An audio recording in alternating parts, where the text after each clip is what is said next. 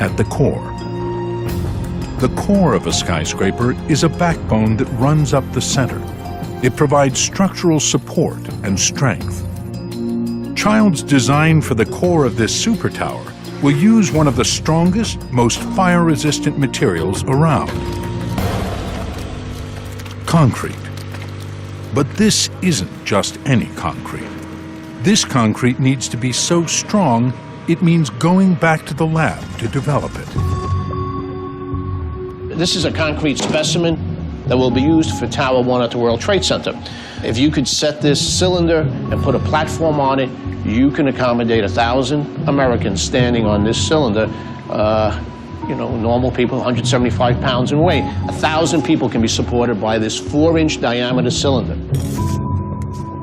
Concrete is made of sand, stone, and binding agents like lime or cement that, when water is added, hold the mixture together. But the recipe can be revised by using less water, replacing it instead with chemicals that keep the concrete moist without reducing its strength. Water makes this concrete move in place, but you can't have too much water, because when you have too much water, the strength goes down. The goal? To make concrete that can withstand loads of up to 14,000 pounds per square inch. Normal concrete is about 4,000 psi. Even the Hoover Dam is no more than 7,500. But strong concrete has its own challenges. It hardens quickly, so it's a race against time to get it into place before it sets. Driver Eric Zempel has only 90 minutes to get the job done. Concrete is a perishable item. We have like an hour and a half to get the load off. By 2006, this super strong concrete makes its way to Ground Zero, where construction has finally started. Crews have less than an hour to pump it through an elaborate system of hoses where it is poured into a mold and secured with steel bars, called rebar, that give the concrete something to latch onto. The hope for this reinforced concrete is that it will withstand unforeseen challenges in the future. It's strong. That's why I call it liquid steel. When finished, one World Trade Center will contain almost 500,000 tons of this liquid steel, much of it in its core, which has walls up to 6 feet thick. The outside of the core, this whole center spine of the building is out of concrete. The cores of the Twin Towers were compromised on 9/11 because they were made of steel wrapped in thin sheetrock.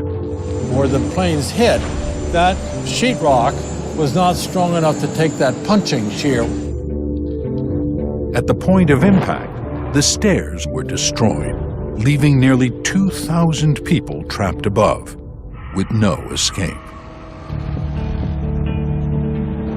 That's why it's critical for One World Trade Center to have a super strong concrete core, well beyond existing building codes. Inside, the core protects a total of 73 elevators. Some can travel 23 miles an hour, making them the fastest elevators in the Western Hemisphere. The core also has staircases that are extra wide and pressurized to keep smoke out. When a door is open, that pressure goes out, keeping the smoke away from it. And that's a very effective thing. Smoke is a real killer. One World Trade Center's concrete core is designed to avoid the tragedy of 9/11, where 2/3 of the victims died because they couldn't get out of the building. And nothing will remind us of that more than the 9/11 Memorial and Museum being built next door. The entrance of the museum will be at ground level.